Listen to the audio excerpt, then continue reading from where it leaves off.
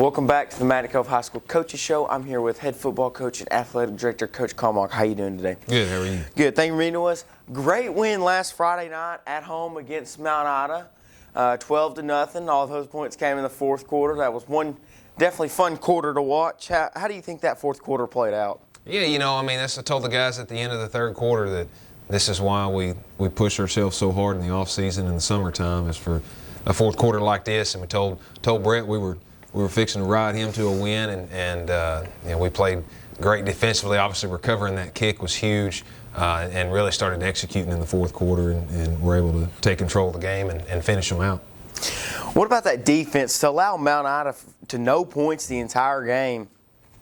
Yeah, that was big. That's the first shutout that we've recorded since the Bigelow game of 2017, and so it's been a long time since we shut somebody out, and to play that sound, against an offense that is, they've had quite a bit of success scoring points on people over the course of the year, and was really proud of how we played up front and the way we flew to the football, and just a great defensive performance. How do you think winning the conference opener helps y'all through confidence through the conference run? Yeah, everybody's goal is to win a conference championship, and to do that, you've got to win the first one. So we've got two more big conference games ahead of us, and the most important game is always the next one, and so big game at Gurdon on Friday night, and that's to win the first one, it puts you in position to make each game even more meaningful. What about Offensive Player of the Week? I have to give it to Brett.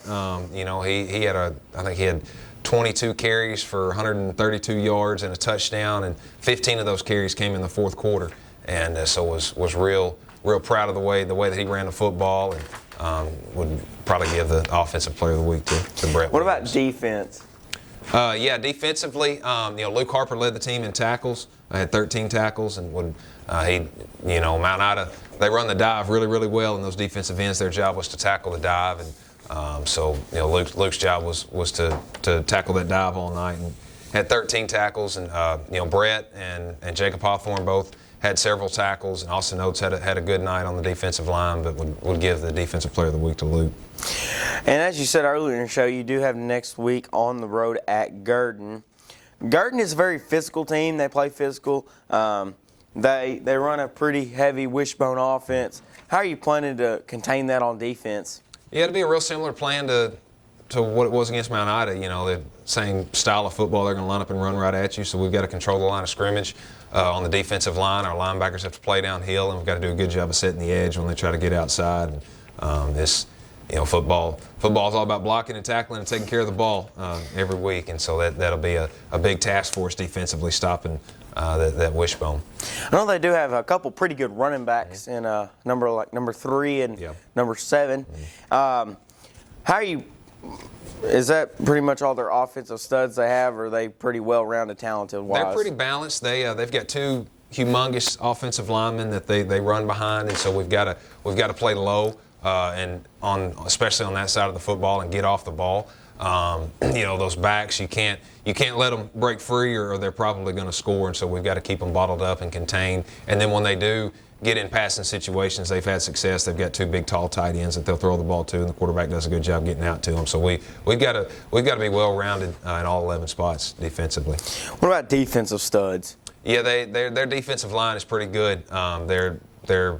They really get off the football and play low, and they've controlled the line of scrimmage on everybody they've played just about. And their linebackers flow downhill real well, so they're a solid football team. There's a reason that they've got the record that they do, and they're beating people the way they are. So we're going to have to play our best game on Friday night.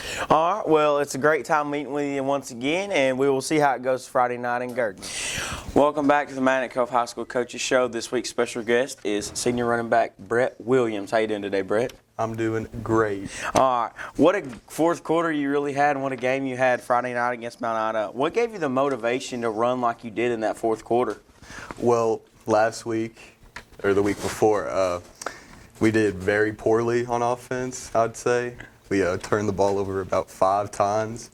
I felt like I had something to prove to this game, and we were on a losing streak as well. It's our first conference game, and I just felt like we needed to win that one pretty bad. to get our confidence back up. So, How did it feel to get the touchdown, to run it in, that put the conference opener in the win column? well, I was actually the second touchdown of the game. Jacob completed a pass to Julius. That really gave us the momentum for the rest of the game. I guess mine kind of like sealed it a little bit, but their touchdown really helped us swing the momentum. How do you think that win against Mount Ida helped the confidence after y'all did have 5 fumbles against Hazen?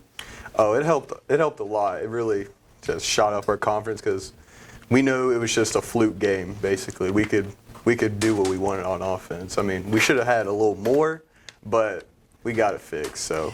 Well, great game you had, and we'll see how it goes this Friday night at Gurdon. Thanks for talking with us.